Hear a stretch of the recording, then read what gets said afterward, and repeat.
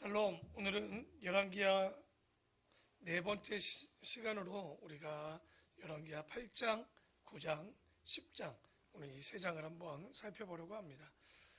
우리가 지난번에 보았지만 엘리사가 이 게스트하우스를 지은 여인이 한 분 있었죠. 나이는 먹었지만 아들이 없었던 남자와 그 수넴 여인이라는 여인이 게스트하우스를 짓고 엘리사가 항상 머물 수 있는 장소를 만들어 놓았습니다. 근데 잘 알듯이 아이를 주는 복을 받았지만 그 아이가 죽었던, 하지만 이 수넴 여인의 열정이 살렸다라고 볼 수도 있겠죠. 그 엘리사를 찾아가서 그 엘리사를 모시고 와서 그 은혜로 그 아이가 다시 사는 경험한 수넴 여인을 우리가 너무나도 잘 알고 있습니다. 그런데 오늘 1절에 보니까 다시 한번 이 여인에 대한 이야기가 나옵니다. 엘리사가 이전에 아들을 다시 살려준 여인에게 이르되 너는 일어나서 너의 가족과 함께 거주할 만한 곳으로 가서 거주하라. 여호와께서 기근을 부르셨으니 그대로 이 땅에 7년 동안 임하니라 하니, 갑자기 생뚱맞게 이 기근에 대한 이야기를 합니다. 엘리야 때 우리가 잘 알지만 그때 3년 6개월의 기근이 있었는데 그것도 굉장히 혹독했는데 이 시대의 7년의 기근이라는 것은 어마어마한 거겠죠. 아마도 엘리사 때 우리가 지금까지 하나님은 구원이시라 라는 이야기로 많은 이적들을 보았을 거예요. 그런데 많은 이적이 있는 이 갑절의 은혜가 있는 곳에 뭐가 임한 겁니까? 정말 갑절의 기근도 임하게 되죠. 그래서 종종 보면 은혜가 크면 거기에 진노도 더 크게 다가오는 것 아닌가. 왜냐하면 이적이 없는 시대는요, 알고 보면 이적이 없어도 믿음이 있는 시대인데 이적을 보여주고 깨닫게 하는 시대는요, 그만큼 타락했을 수도 있는 거예요. 그래서 오늘의 상황 같은 경우는 아마도 북이스라엘의 여호람 시대가 그렇게 건강치 않은 시대인 것을 알 수 있겠죠. 그래서 7년 동안 기근이 임하게 되는데 이때 엘리사가 수넴 여인 가정에게 얘기하는 거예요. 이제 이 기근을 지내기가 쉽지 않을 것이니 그곳을 피하라고 합니다. 그래서 7절 이하에 보면 이 여인과 이 남편과 아이가 블레셋 땅으로 해안 지역으로 피하는 것을 우리가 볼 수 있는데, 항상 그래서 이 어려운 시기 때 이 하나님의 사람을 알아보고 하나님의 말씀을 깨달았고 또 그 사람을 섬겼던 이 수넴 여인은 그 피할 곳으로 인도해주는, 우리가 이런 장면들은 여러 군데서 보죠. 하나님의 백성을 하나님께서 피하게 하시는 장면. 우리 아마 애굽 때 이 이집트에서 종살이 할 때 이스라엘 백성을 어느 땅으로 모아놓습니까? 고센 땅으로 모아서 그곳에는 재앙이 임하지 않도록, 우리가 마지막 때 요한계시록을 결론적으로 보아도 이때 하나님께서 그 믿는 자들을 따로 하나님이 계신 예수 그리스도가 계신 그곳으로 피하게 해주시는, 그러니까 이런 장면들을 보는데 어쨌든 기근이 오니 너희는 피하라 해서 그들을 피하게 해주는 장면이 이제 6절까지, 그러니까 이야기가 끝나지 않고 수넴 여인의 이야기가 조금 더 진행되었습니다. 그리고 나서 원래는 엘리야의 사명이었죠. 이제 베나닷의 다음으로 아람 왕이죠. 그 밑으로 종이었던 하사엘이 기름 부음을 받고, 기름 부음 받는다기보다는 이제 왕이 될 것이라는 이야기를 해주고, 그리고 누가 바로 베나닷이 죽게 될 것에 대한 예언이 있고 그 성취가 이루어지는 장면이 7절 이하부터 15절에 나옵니다. 7절에 보면 엘리사가 다메섹에 갔을 때 아람 왕 베나닷이 병들었더니 왕에게 들리기를 이르되 하나님의 사람이 여기 이르렀나이다 하니, 참 엘리사가 겁도 없습니다. 기억나십니까? 엘리사를 죽이려고 아람 땅에서 군사를 보냈던 거 기억나시죠? 왜냐하면 이 엘리사가 이 아람이 어떻게 쳐들어올지 모든 길들을 보여주니까 죽이겠다고 했다가 어저께 눈을 가려서 그들을 사마리아 성까지 끌고 들어갔었는데, 그러면 그 호랑이 굴 같은 아람 땅에 들어가면 됩니까? 안 됩니까? 안 되는 거예요. 참 엘리사를 보면요, 겁이 없습니다. 왜 그럴까 보면 이 사람은 정말 두려움이 없는, 하나님을 믿고 초연한 사람이지 않는가. 그래서 자기를 죽이든 말든 그냥 또 아람 땅으로 갑니다. 갔더니 지금 베나닷이 병이 들었으니 베나닷 왕이 하사엘에게 이르되 너는 손에 예물을 가지고 가서 하나님의 사람을 맞이하고 내가 이 병에서 살아나겠는지 그를 통하여 여호와께 물으라 라고 엘리사를 찾아가라고 합니다. 그랬더니 엘리사를 이 하사엘이 찾아왔을 때 엘리사가 뭐라고 합니까? 너의 왕은 반드시 살리라. 하지만 내일 반드시 죽으리라. 이야기를 전하라고 하더니 이 하사엘을 보고 정말 그 눈을 딱 부릅뜨고 그 얼굴을 쏘아 부수면서 눈물을 펑펑 흘리죠. 왜? 이제 저 하사엘이 이스라엘에 행할 것들을 본 거예요. 아이를 죽이고 임신한 여인의 배를 가르는 그런 장면을 엘리사는 보았기 때문에 저 악한 하사엘을 보면서 어떻게 보면 노려보면서 그에게 예언을 하게 되죠. 지금 보면요 굉장히 복잡해집니다. 지금 8장부터 보면 남쪽 유다의 왕 기억납니까? 아합 때 왕이었던 여호사밧, 그의 아들이 누구랑? 아합의 딸이었던 아달랴랑 결혼하죠. 누구죠? 여호람. 그리고 그 아들 아달랴의 아들이었겠죠. 아하시아가 왕이 되는 것을 보여주죠. 그런데 이 아하시아도 문제인 거예요. 8장 27절에 보면 이 여호사밧도 실수했던 건 자기 아들을 이 이방 여인이었던 이세벨의 딸 아달랴에게 시집 보낸 게 문제였죠. 그거 다 생각이 있었던 이 이세벨의 큰 그림이 있었는데 27절 보십시오. 아하시아가 아합의 집길로 행하여, 남유다의 아하시아입니다. 아합의 집길로 행하여 아합의 집과 같이 여호와 보시기에 악을 행하였으니 그는 뭐가 되었다고요? 아합의 집에, 그러니까 벌써 또 사이가 된 거예요. 아버지도 이세벨 그 집안하고 결혼했는데 그 아들 아하시아도 그 집안하고 결혼한 거예요. 이제 뭐 안 봐도 딱 그림이 그려지지 않습니까? 그러니까 북방 이스라엘에 알고 보면 사이가 된 거죠. 이제 남유다도 정확히 역사를 살펴보면 북왕국판이 돼버린 거예요. 그러니까 참 결혼이라는 게 중요하죠. 왜냐하면 남자보다는 여자 쪽에 더 따라갈 수밖에 없는데 28절에 보면 그가 이제 아하시아가 아합의 아들 요람이라고 나오지만 요람은 누굽니까? 이름이? 여호람을 줄이면 요람이라고도, 그러니까 이때가 조금 역사가 헷갈려요. 북쪽은 아합, 아하시아, 여호람 이렇게 흘러내려가고 남쪽은 여호사밧, 여호람, 아하시아 약간 이제 바뀌어서 흘러내려가는데 이제 남쪽에는 아하시아요, 북쪽에는 요람이라고 하는 건 약간 아마 헷갈리는 걸 막기 위해서도 쓰지 않았을까 싶은데 어쨌든 요람과 함께 길랏 라모스로 가서 아람 왕 하사엘과 더불어 싸우더니 아까 얘기했죠. 베나닷이 죽고 나서 하사엘이 물져진 이불로 자기의 왕을 죽여버렸거든요. 그래서 왕이 됐어요. 하룻밤 사이에. 그래서 하사엘과 더불어 싸우더니 아람 사람들이 여호람이 어떻게 된 거예요? 부상을 입은 거예요. 그러니까 길랏 라못에 여러분 그 자기의 종 예후 군대 장관들을 남겨놓고 이 여호람은 치료하러 어디로 가냐? 이스라엘로 가서 자기의 몸을 치유하러 가게 됩니다.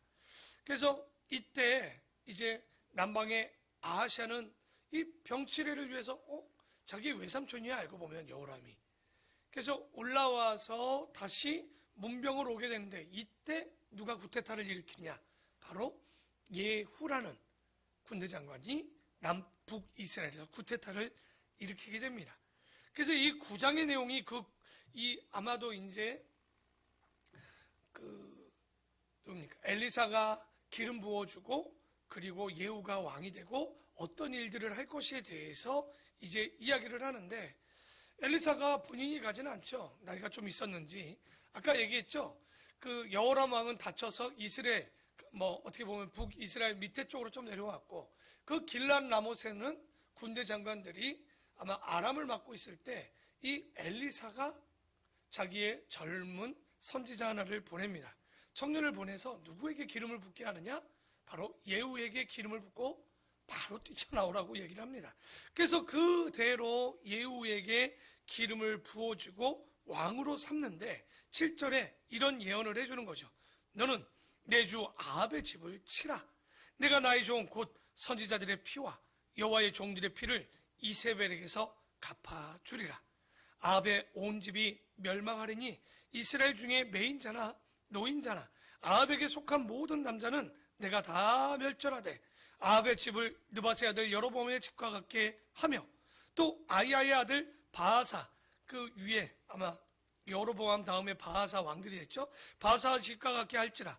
이스라엘 지방에서 개들이 이세벨을 먹으리니 그를 장사할 사람이 없으리라 하셨느니라 하니 곧 문을 열고 젊은 선지자가 어떻게 합니까? 도망가죠. 시킨 대로 그대로 기름 부어주고 예언해주고 도망가 버립니다. 이제 누가 왕이 됩니까? 바로 예후 왕조. 그러니까 오므리 왕조가 끝나고 이제 예후 왕조로 넘어가게 되죠. 그래서 그 시대 여러분 이제 예후 왕조가 그 오므리 왕조가 얼마나 악합니까? 오므리, 아합, 아하시아, 여호람까지 흘러내리는 그 그림들을 보면 너무나도 악하죠. 그런데 잘 보시면 알지만 악한 사람을 칠 때 부드러운 사람을 쓸 수가 없어요. 오히려 조직적이고 더 강력하고 그 사람보다 더 뭐한 사람을 쓰냐면 더 악한 사람이 쿠데타를 일으키는 거예요. 그리고 굉장히 모질죠, 이 사람이. 뒤에 보시면 알겠지만 이 아합의 아들들 70명을 다 죽여버리고요. 뒤에 보면 또 남유다의 아시아의 형제들 42명을 다 죽입니다. 굉장히 모질죠. 사람 죽이는 게 이게 보통 일이 아님에도 불구하고. 그러고 나서 예후가 기름 부음 받았다는 얘기를 듣고 길르앗 라못에서 이제 사마리아 땅으로 가게 된 이스라엘로 가서 사마리아로 가는데 뭐 딱 뛰쳐오니까 저쪽에서 파수꾼을 보내죠. 저놈이 누구냐? 도대체 말을 미친 듯이 타고 오는 놈이 누구냐? 샬롬 아냐? 라고 하면 너 죽지 않으려면 너희들을 따르라. 2번이나 파수꾼들이 그냥 다시 돌아가지 않죠. 마지막 누가 뛰쳐나와요? 그러니까 여호람이 달려와서 저 미치게 달려오는 놈이 누구냐 보니 바로 당신의 군대 장관 바로 예후입니다 하니 이 여호람이 뛰쳐나가 말을 타고 가는데 이때 예후가 화살을 빵 하고 쏘죠. 어떻게 됩니까? 기가 막힙니다. 달려오는 말에 있는 예후의 염통을 찔러 가로질러 나가서 예후가 예후가 아니에요. 여호람의 염통을 찔러 죽게 되죠. 그리고 나서 이스라엘 사람 나봇의 포도밭에 이 여호람의 시체를 던집니다. 참 기가 막힌 거죠. 우연일까요? 우리 너무나도 잘 알죠. 이세벨이 그가 여호람이 그 아합이 빼앗지 못했던 나봇의 포도밭을 이세벨의 계략으로 나봇도 죽이고 포도밭을 얻었던 그것을 자기 아버지였던 그 포도밭에 대한 핏값을 누가 치는 거예요 지금? 그 아들 여호람이 그대로 치러지고 예후에게 주어졌던 예언이 그대로 이루어지는 것을 보게 됩니다. 그러다가 남유다의 아하시아는요 여호람이 아프다고 올라왔다가 또 어떻게 됩니까? 예후의 쿠데타 이후에 쫓기다 남쪽의 왕도 죽습니다. 지금 예후의 쿠데타로 북쪽 왕 여호람도 죽고 남쪽 왕 아하시아도 죽어버리는 꼴이 된 거예요. 그리고 나서 30절입니다. 9장 30절에 보면 예후가 이스라엘에 오니 하나가 남았잖아요. 마지막 누가 남았어요? 이세벨이 듣고 눈을 그리고 머리를 꾸미고 창에서 바라보니 죽기 직전까지 화장하셨죠. 예후가 문에 들어오며 이르되 이 아이 주인을 죽인 너 시므리여 평안하냐? 이세벨이 창가에서 외칩니다. 우리가 이럴 때 보면 뭔가 이상한 게 하나 있어야 되죠. 예후라고 해야 되는데 왜 시므리라고 했을까요? 아마도 이때 그 자기의 왕을 반역했던 사람이 시므리잖아요. 그러니까 아마도 이런 경구처럼 열왕기상 16장에 있었던 시므리가 아마 그 위에 있던 엘라왕인가요? 엘라왕을 반역해서 군대 장관이었는데 시므리가 7일 천하를 했지 않습니까? 그리고 나서 오므리가 또 이렇게 또 왕이 됐었는데 어쨌든 이 반역자여라고 이세벨이 얘기하니 이 예후가 한마디 하죠. 내 편이 될 자 누구냐? 딱 외치니까 그 이세벨 옆에 있던 내시들이 어떻게 합니까? 그 이세벨을 들어 창밖으로 집어 던지죠. 근데 기가 막혀요. 던지자마자 예후의 마차가 이세벨을 밟고 훅 지나가죠. 그러니까 얼마나 처참하게 죽는지 한번 보시라는 얘기예요. 그래서 그 뒤에 그 시체를 좀 찾으러 가봤더니 또 어떤 일이 벌어진 거예요? 개들이 이미 이세벨의 살을 다 먹어서 두골과 손발밖에 남아있지 않는 거예요. 그게 바로 열왕기상 21장 23절 이하에 있었던 이야기에 바로 이세벨을 향한 엘리야의 예언이 그대로 이루어지게 되죠. 그래서 그대로 죽고 이제 그 37절에 보면 그 시체가 이스라엘 토지에 거름같이 밭에 있으리니 이것이 이세벨이라고 가르쳐 말하지 못하게 되리라 하셨느니라. 왜? 시신을 볼 수도 없을 만큼 처참히 죽게 됩니다. 그리고 나서 이제 10장에 보면 예후가 그걸로 끝내지 않아요. 아까 기억나십니까? 젊은 선지자가 이 예후에게 예언했던 건 뭡니까? 바로 저 이세벨의 족속과 아합의 뿌리들을 다 죽이라고 그랬죠. 아니나 다를까 10장 서두에 보면 이 야합과 관련된 사람을 이 예후가 다 자손들까지 죽여버려요. 그 수가 몇 명? 70명. 그러니까 그 70명의 아들과 있었던 그 선생들에게 편지를 보내잖아요, 예후가. 그랬더니 그들에게 뭐라고 합니까? 야, 네 70명 중에 한 명 세워서 왕으로 세우고 나랑 대적하라고 하죠. 겁먹었죠. 그러니까 어떻게 합니까? 그 선생들이 70명을 다 목을 베어서 두 광주리에 담아다가 예후에게 바칩니다. 손도 안 대고 끝냈죠. 이것도 바로 하나님의 심판이었던 거죠. 10장 10절에 보면요. 그런즉 이제 너희는 알라. 곧 여호와께서 아합의 집에 대하여 하신 말씀은 하나도 땅에 떨어지지 아니하리라. 여호와께서 그의 종 엘리야를 통하여 하신 말씀을 이제 이루셨도다. 예후가 아무 생각이 없었던 것 같지는 않아요. 신앙인 같은 것은 아닐지라도 엘리야가 어떤 말을 했는지는 들었나 봐. 그래서 엘리야가 한 말이 지금 뭐 했다는 거야? 다 이루어졌다라는. 그러니까 역사를 보는 안목은 조금 있는 사람이 예후였던 것으로 보게 됩니다. 그런데 남쪽의 아하시아 왕의 형제들도요, 북쪽의 여호람 왕자들과 태후의 아들들을 또 문하라로 한번 올라왔던 거예요. 그때 타이밍, 여러분 역사는 타이밍을 잘 보시면요, 우연 같지만 하나님의 간섭이 좀 있어 보이는 것도 있죠. 그렇지 않습니까? 굳이 그 구테타가 일어날 때 아하시아가 올라올 것이 뭐며, 이 구테타가 일어날 때 여호람과 그 형제들과 태후의 자녀들을 보겠다고 아하시아 형제 42명, 왜 아하시아의 42명의 형제들이 죽었을까요? 혹시 이유를 알겠습니까? 그냥 못됐다 그러시면 안 돼요. 그때 그들의 어미가 누굽니까? 아달랴죠.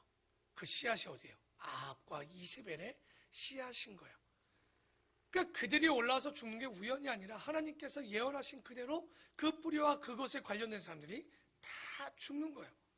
그래서 오므리 왕조에 연루된, 아합과 연루된, 그러니까 타이밍이 너무 기가 막히다. 그래서 성경은 때와 기한이 누구에게 관련되어 있냐? 바로 아버지께서 권한을 가지셨다는 얘기가, 그러니까 여러분, 우리에게는 우연이 있다 없다? 없습니다. 모든 건 필연입니다.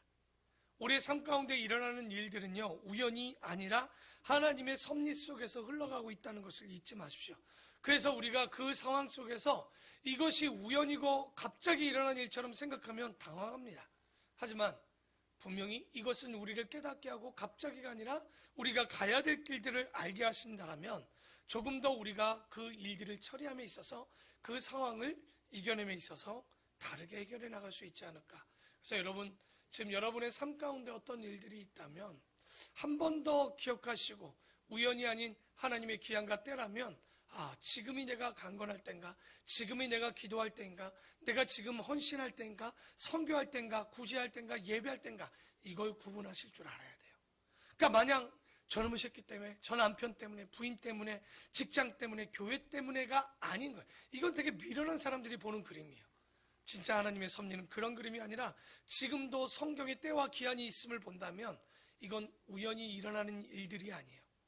내 마음을 단단하게 하는 건지 아니면 회개를 원하시는 건지 한번 기억하시고 생각해 보시면 될 것 같아요.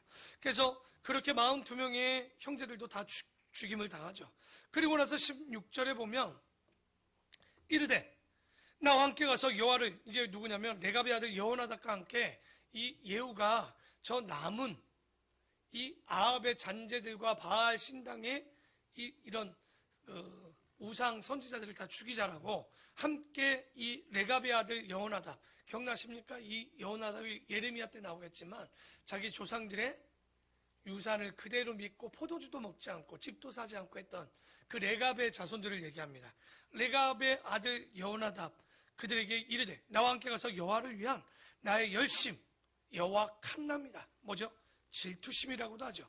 그 나의 열심을 보라 하고 이제 자기 병거에 그를 태우고 사마리아에 이르러 거기에 남아있는 바 아합에게 속한 자들을 죽여 진멸하시니 여호와께서 엘리야에게 이르신 말씀과 같이 되었더라. 그러니까 여러분, 우리가 하나님의 일을 하려면요 적어도 이런 열심과 질투심이 있어야 됩니다. 열심도 질투심이 있어야죠. 그러니까 세상에 잘못된 종교가 사람들을 빼앗아 간다면, 여러분 신천지가 난리치면 우리도 적어도 그들을 위해서 그 가운데 열심으로 배우고 복음을 전해야 되는 이런 좀 열심과 질투심이 있어야 되지 않을까요? 마냥 언제까지 나만 은혜 받고 나만 구원받는 거에 초점을 맞추시겠냐는 얘기예요. 그래서 여기 여호와의 질투심이 있으니 이제 어떻게 됩니까? 18절 이하는 바알을 섬기는 자들을 싹 쓸어버립니다. 18절에 예후가 목 백성을 모으고 그들에게 이르되 아합은 바알을 조금 섬겼으나 나 예후는 바알을 더 많이 섬기리라. 그러면 누가 혹할까요? 바알 선지자들이 혹하는 거죠.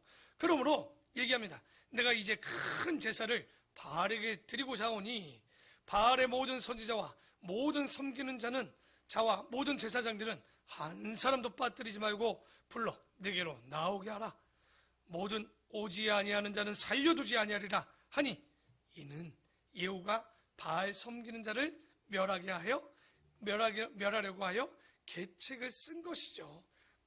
그래서 잘 보면 이세벨이 가장 나쁜 짓을 뭘로 많이 했습니까? 선지자들을 잡아다 다 죽이지 않았습니까? 그래서 엘리야도 두려워서 도망갔던 거 아니야, 알고 보면. 그런데 이제 예후가 일어나서 누구를 다 죽입니까? 바알 선지자들을 다 죽이려는 거죠. 이게 바로 여호와의 질투심입니다. 이 악한 것들이 하나님의 사람을 죽이니 하나님도 그 질투심을 가지고 예후를 통해 바알의 선지자를 다 죽여버립니다. 24절에 보면 이제 어떻게 하죠? 그 사람들에게 왔을 때 또 옷도 한 번씩 다 해줘. 참 예후가 똑똑해요. 그 안에 하나님의 선지자랑 이 바알 선지자가 섞이지 않게 하려고 옷도 새롭게 하고, 그 이후에 하나님의 선지자는 다 빼놓고 난 이후에 그 제사를 드리는 장소에 다 빙글빙글 24절에 보면 어떻게 하냐? 예후가 레갑의 아들 여호나답과 더불어 바알의 신당에 들어가서 바알을 섬기는 자들에게 이르되 너희는 살펴보아 바알을 섬기는 자들만 여기 있게 하고 여호와의 종은 하나도 여기 너희 중에 있지 못하게 하라 하고, 무리가 번제와 다른 제사를 드리려고 들어갈 때 예후가 80명을 밖에 두며 이르되 내가 너희 손에 넘겨주는 사람을 한 사람이라도 도망하게 하는 자는 자기의 생명으로 그 사람의 생명을 대신하게 하리라. 다른 말로 뭐예요? 한 명 놓치면 네가 죽는 거야. 그러니까 완전히 몰살해 버리라고 하죠. 그랬더니 26절에 바알의 신당에 있는 성으로 가서 바알의 신당에 이제 이 예후가 목상들을 가져다 불사르고 바알의 목상을 헐며 바알의 신당을 헐어서 뭐로 만들어 버립니까? 변속감 만들어 버린 거예요. 이거 대단하지 않습니까? 이 예후가 그렇게 신앙이 있어 보이지도 않는 인간이 참 이때까지는 열심히 어쨌든 여호와의 열심이 있어 보입니다. 그랬더니 28절에 예후가 이와 같이 이스라엘 중에 바알을 멸하였으나, 문제는 29절입니다. 다 같이 한번 읽어볼까요? 시작.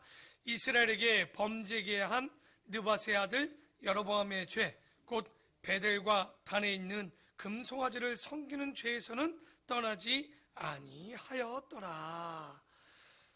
그러니까 아무리 열심히 있고 조직이 있고 여호와의 질투심이 있어도요, 뭘 모르니까 이런 문제가 생깁니까?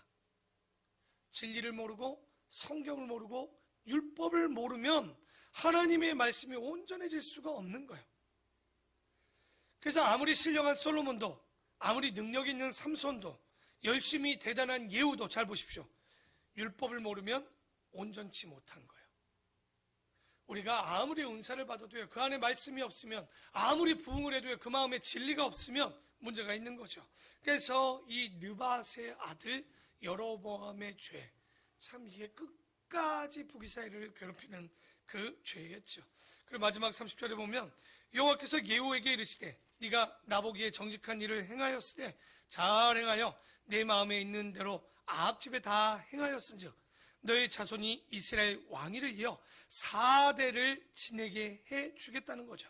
그러나 예후가 전심으로 이스라엘 하나님 여호와의 율법을 지켜 행하지 아니하며 여로보암이 이스라엘에게 범하게 한 그 죄에서 떠나지 아니하게 되죠. 그러니까 이 예후부터 4대까지니까 총 아마 북이스라엘에서 가장 많은 왕들을 뽑아낸 왕조가 예후 왕조입니다.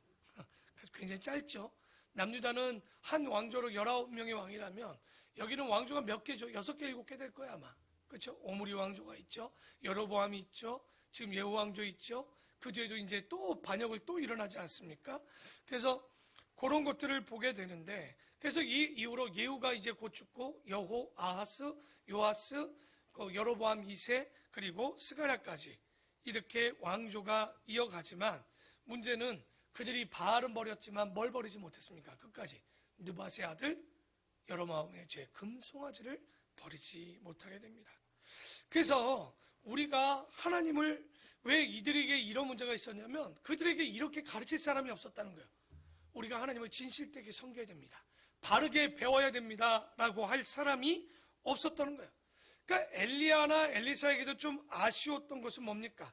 우상숭배나 이적과 기적은 일으켰지만 뭘 제대로 하지 못했어요. 하긴 한 것 같지만 성경을 제대로 가르치지 못했다는 거. 지금 한국교회 우리에게도 문제는 교육의 부재입니다. 하나님의 말씀을 가르칠 자들과 또 하나 하나님의 말씀을 배우려는 자들이 일맥상통 하나가 되어줘야 되는 거죠. 잘 보면 우리가 쇠붙이 혹은 돌덩이를 섬기지 않지만 우리가 말씀이 없으면 우리 마음에 하나님보다 더 사랑하는 내 마음 속에 더 소중하게 여기는 우상들이 가득 찰 수 있는 거예요. 그러니까 이거를 분별할 수 있는 능력은 바로 진리고 그 능력은 성경이고 말씀인 줄 믿습니다. 그래서 오늘 말씀을 통해서 예후가 아무리 열심히 했지만 문제는 뭐였던 거예요? 하나님을 온전히 몰랐다는 거.